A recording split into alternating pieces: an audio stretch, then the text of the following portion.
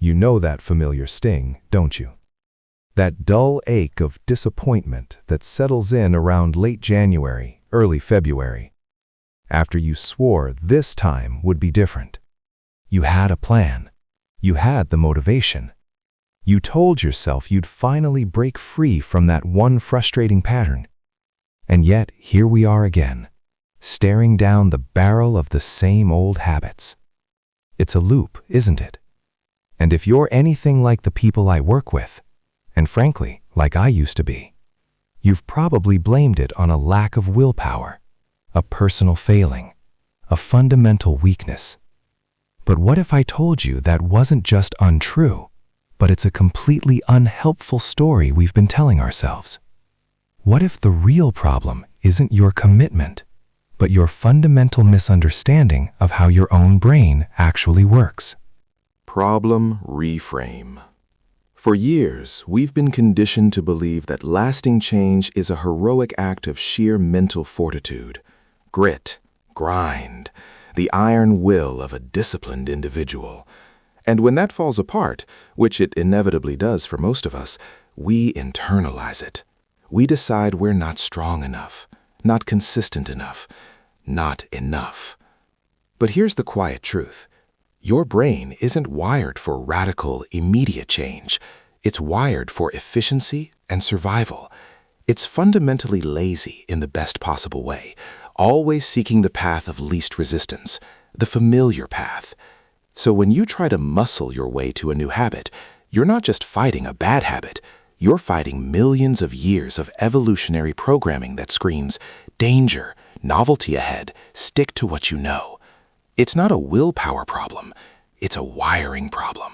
The expert's core idea.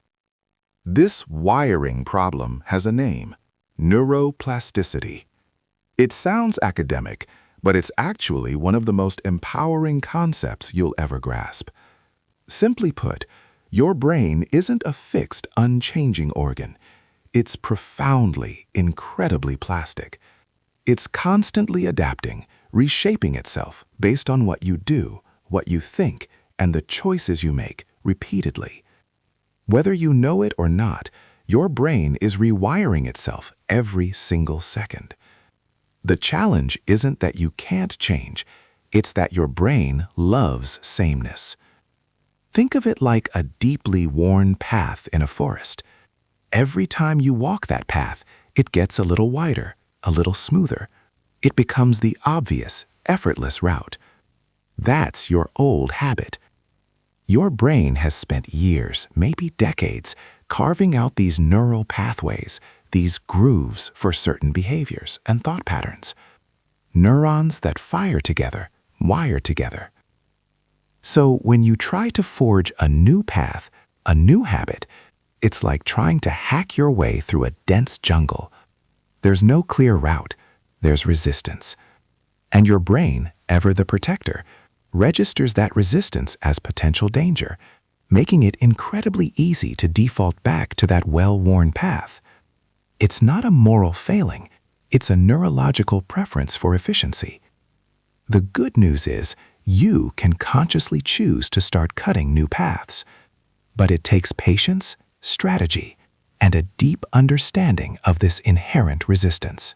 The identity layer.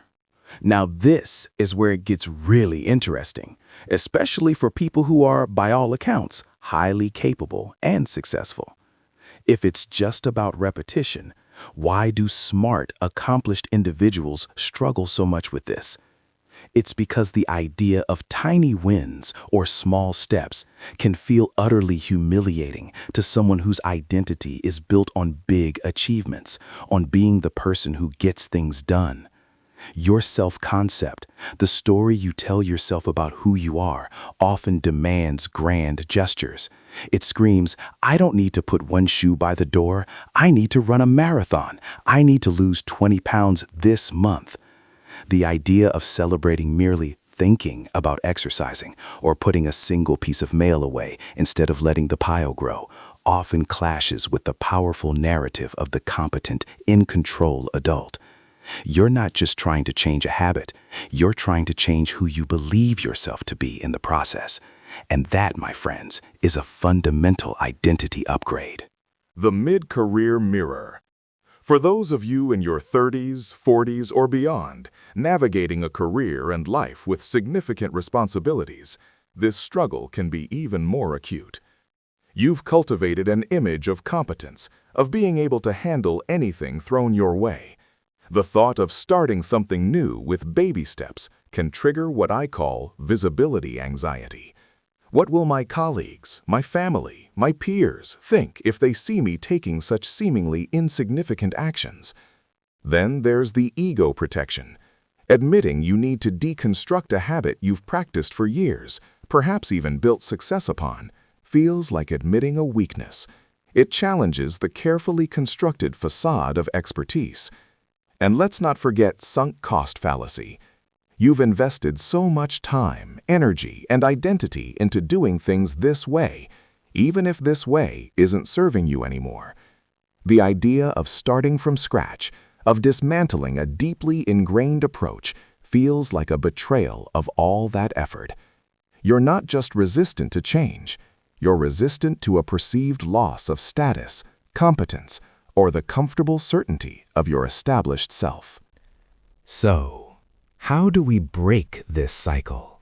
Not with more willpower, not with a bigger, more ambitious plan. The shift lies in understanding that genuine, lasting transformation is built not on grand declarations, but on almost embarrassingly small, consistent actions that fly under your brain's radar. It's about outsmarting your neural resistance. It's about being so incredibly strategic in your approach that your brain doesn't even realize it's creating a new path until it's already well on its way to being paved. Celebrate the single shoe by the door. Celebrate putting one plate in the dishwasher. These aren't trivial acts. They are the courageous, foundational moments where you choose to lay a single blade of grass on that new path through the jungle. Your identity upgrade isn't about becoming someone new overnight. It's about consistently choosing to build that new path, blade by blade, until it becomes your new default. Closing question. What is one habit, just one, that you've repeatedly told yourself you should change, but haven't? And knowing now that it's a wiring issue, not a willpower one, what's the smallest, most laughably tiny step you could take today to begin forging that new path? And what part of your identity is clinging to the idea that it has to be harder than that?